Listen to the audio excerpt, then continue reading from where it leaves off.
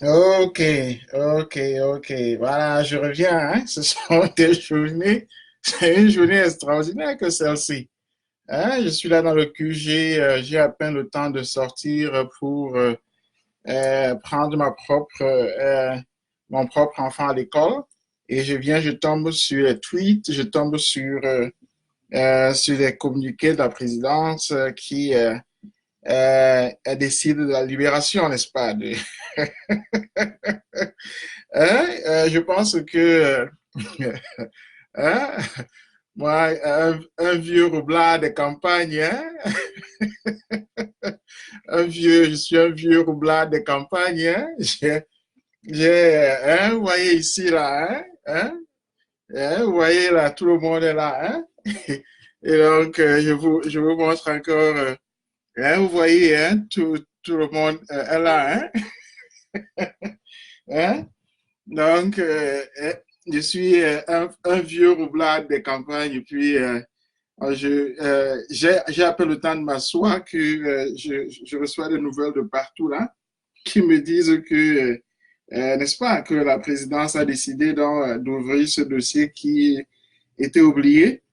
Voilà, et qui dit que Maurice Kamto a été voilà, libéré. Alors, non, pas libéré, que les poursuites contre lui ont été abandonnées, hein, c'est ce qu'on me dit. Et donc, je reçois, ce sera une session extraordinaire où je reçois en même temps le rapport du rapporteur général qui m'a envoyé ici, n'est-ce pas? Et donc, c'est vraiment extraordinaire que ces heures-ci. Et donc, je voulais les passer avec vous en direct, n'est-ce pas? Parce que nous menons quand même cette campagne-ci en direct. C'est une campagne unique dans son genre, dans ce sens où elle est publique. Les décisions sont prises de manière publique et le travail est fait avec tout le monde en général et en public. Et donc il n'y a pas de secret parce que, comme j'ai toujours dit, c'est le public qui va, c'est la lumière qui va, c'est-à-dire en fait, comme a toujours dit Maurice Kamto, c'est la lumière qui va chasser la nuit. Quelque chose que j'ai toujours repris parce que c'est une phrase essentielle du travail que nous faisons. Et donc, voilà, je n'arrive pas à ouvrir le rapport du rapporteur général, c'est 20 pages, du moins du grand dialogue national. Voilà, ça vient doucement. Mais je crois que je voulais déjà tout simplement donner à chaud mes impressions. C'est que, évidemment, on ne peut pas mener une campagne comme ça sans le soutien de tout le monde, hein, sans votre soutien, sans le soutien général de la population. Hein, c'est une campagne fondamentalement publique. Hein. Et donc, le bonheur que je traverse, sans doute, est celui des prisonniers eux-mêmes. Hein. Il n'y a rien de plus beau que d'être libéré. Moi-même, j'ai été libéré, comme vous savez. Hein. Mais je n'ai pas été libéré sous une grâce présidentielle. Hein. C'est l'État qui a abandonné toutes ses charges devant moi. Hein. Donc, c'est un procès que ça a été abandonné. C'est quand même deux choses différentes. Et donc, mais je suis très content pour les prisonniers qui vont retrouver leur famille. Il n'y a rien de plus difficile que d'être coupé de sa famille et donc d'être finalement livré à la bonté du tyran. Il n'y a rien de plus méchant que ça. Et donc, je suis très content pour tous ceux qui vont rentrer dans leur famille. Je suis très content pour tous ceux qui vont trouver ça y est, qui vont trouver la chaleur de leur famille. Et puis, je suis très content surtout pour Maurice Kamto, hein, pour Maurice Kamto qui quand même est notre héros, hein, est vraiment celui qui porte les fleurs, les ailes de notre bataille collective. Donc, je suis très content pour les femmes qui ont été prises en captivité et prise en captivité dans une prison extraordinairement vicieuse, hein, comme on n'en a jamais vu en Afrique, hein, Lungas, comme ça s'appelle. Donc, je suis très contente pour elle. Je suis très content également n'est-ce pas, pour ceux. En fait, je viens de parler avec la femme de Sioé, qui a quand même posé quelques questions essentielles, qui a posé quelques questions essentielles. L'une des premières étant que la décision de libération, là, elle se demandait si ça inclut des gens comme son mari. Parce qu'il faut savoir que son mari a été condamné. Son mari a été condamné. Et donc, voilà, je suis en train d'ouvrir le rapport du Grand Dialogue, n'est-ce pas? Voilà, c'est 20 pages. Voilà ça, le rapport du rapporteur général du Grand Dialogue national. Et donc, avec toutes les recommandations qui sont faites, signées par, je ne sais pas trop, je n'ai pas encore eu le temps de le lire. Hein? Système éducatif, système judiciaire, décentralisation, c'est ça qui a été, bon, c'est la décentralisation, comme on peut lire. Et donc, voilà, c'est ça le rapport, hein, voilà ça. Donc, je viens de le recevoir, voilà ça, c'est ça le rapport. Hein? Voyez vous-même, c'est le rapport du rapporteur général du Grand Dialogue national, hein, voilà ça. Et donc, je viens de parler avec la femme de Sioé qui se demandait évidemment si son mari est inclus parmi ceux qui sont libérés. Hier, je parlais avec les anglophones qui également me disaient que, me demandaient s'ils ont été inclus, c'est-à-dire qu'ils sont en prison. Hein. Et donc, il se passe qu'ils ont été condamnés. Et le texte de BIA, je prends mon deuxième téléphone, le texte de BIA ne mentionne pas ceux qui sont condamnés. Le texte de BIA ne mentionne pas ceux qui sont condamnés. Il mentionne plutôt ceux dont la procédure est en cours. Et c'est important de le dire, tout comme d'ailleurs le texte par rapport au MRC ne mentionne pas Maurice Kamto et ne mentionne pas ceux qui ont déjà été condamnés, surtout qu'ils ont été condamnés pas à cause des marches de janvier, c'est-à-dire du 26 janvier, du 28 janvier, du 18 mai, du 1er et du 8 juin. Ils ont été condamnés à cause de la grève à l'intérieur de la prison. Et à cause de cette grève-là, par exemple, Amadou Mouta, par exemple, Vif Sioé, ils ont été condamnés à 3 ans de prison, etc. Et les anglophones, c'est-à-dire Mancho Bibixi, Penterens, Konradsi, ont été condamnés. Voilà des gens qu'il faut regarder. Parce que Maurice Kamto n'a pas été condamné et la note que moi j'ai reçue disait que, que les poursuites contre lui ont été abandonnées. Ça veut donc dire ceci.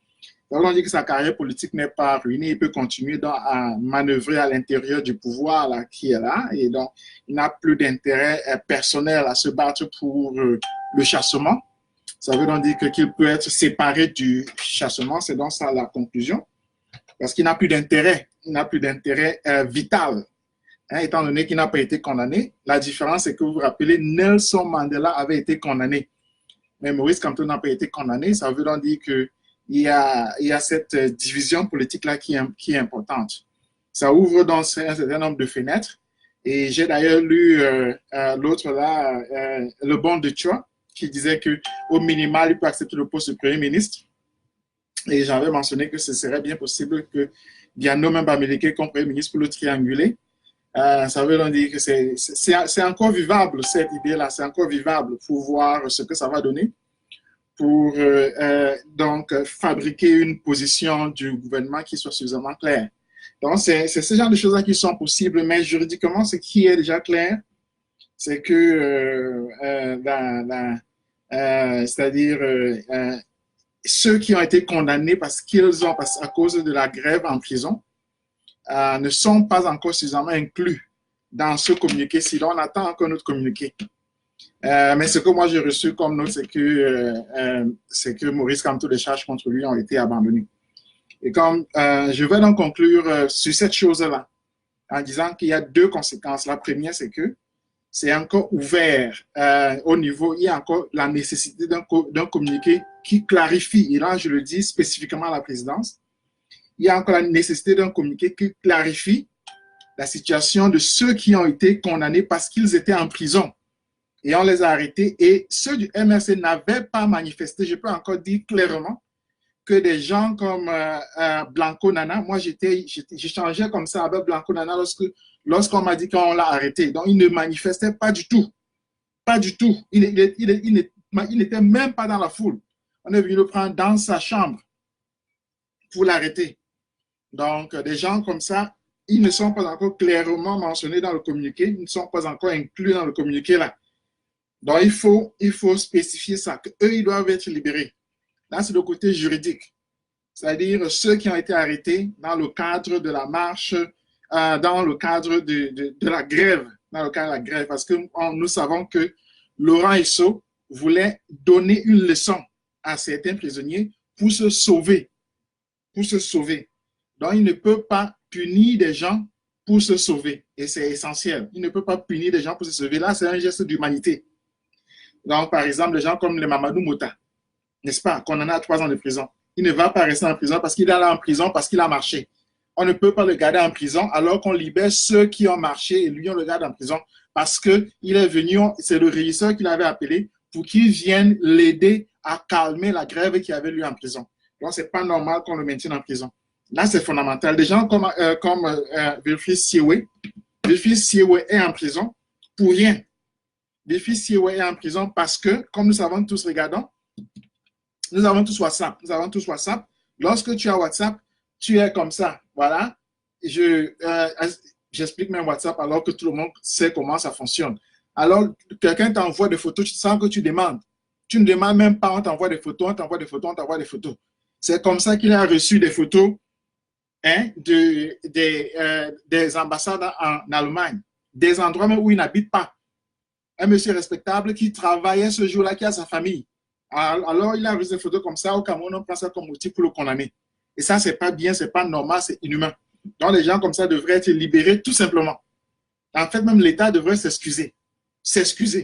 J'ai dit vraiment s'excuser parce que quelqu'un comme le fils quelqu'un comme ça, un père de famille responsable, sa femme m'appelle là, sa femme est togolaise. Elle m'appelle il y a quelques minutes pour me dire qu'elle n'est pas sûre si son mari, son nom est inclus parmi ceux-là qu'on va libérer. Donc, les gens comme ça doivent être élargis, libérés, et l'État doit même leur donner des compensations. Parce qu'il aurait pu perdre son travail à cause du Cameroun. Et sa famille serait dans la rue alors qu'il est ingénieur, il a un boulot à Siemens. Combien de Camerounais travaillent à Siemens en Allemagne? Il vient en vacances, on le maintient en prison pendant tout ce temps-là, 6 mois. C'est quel genre de pays ça? Donc, libérer des gens comme ça, c'est aussi simple que tout. Voilà, et donc, ce n'est pas spécifié, ce n'est pas suffisamment spécifié dans le communiqué. Et moi, je pense qu'on doit faire un cas spécial pour les gens qui ont été condamnés dans le cadre de la grève en prison. Parce que les gens en prison, ils ont grévé pour exprimer des besoins. Ils n'ont pas grévé pour casser, ils ont grévé pour exprimer des besoins clairs et simples, qu'ils ont formulés dans un texte pour le bien-être des populations camerounaises. Alors, on ne peut pas les condamner à 3 ans de prison, 4 ans de prison, et puis on les maintient en prison pour rien du tout. Donc, il faut les enlever là. On les libère des gens. Là, c'est fondamental. Ça, c'est ce que je disais. Donc, pour Maurice Kamto, c'est clair que selon le communiqué, c'est-à-dire les poursuites contre lui ont été abandonnées. Mais maintenant, il y a le côté politique, évidemment, qui souffre parce que, comme je disais, Mandela a été condamné. Et même Gbagbo, des gens comme ça avaient été condamnés. Donc, il a fallu... donc, lorsqu'on condamne un politicien, je vais un peu expliquer ça doucement. Lorsqu'on condamne un politicien, il a un but bien précis déjà d'enlever sa condamnation. C'est pourquoi il prend fait et cause contre le système contre lequel il se bat. Vous comprenez? C'est-à-dire que lorsque le système d'apartheid condamne Nelson Mandela, ça oblige Nelson Mandela à ne pas faire de compromis avec le système d'apartheid. Donc, il devient impossible pour lui d'avoir une carrière dans le système d'apartheid. Il devient impossible parce qu'il a été condamné. Donc, sa survie politique dépend du fait que ce système-là soit détruit. Actuellement, donc, Dia est en train de trianguler Maurice Kamto en le libérant parce que maintenant, comme je dis, je viens de lire Dachwa. Regardons d'ailleurs ce que Dachwa a dit parce que ce sont des gens comme ça qui sont des taupes du gouvernement. Regardons ce qu'il a écrit. Je vais vous dire, voilà. Parce que ça s'est passé très vite. J'étais en voiture, comme j'ai dit, j'étais en train de vouloir ça déposer ma propre fille. Et puis, voilà, allons-y donc. Et puis, tout s'est grosso modo passé un peu très, très vite là. Voilà. Donc, regardons, regardons.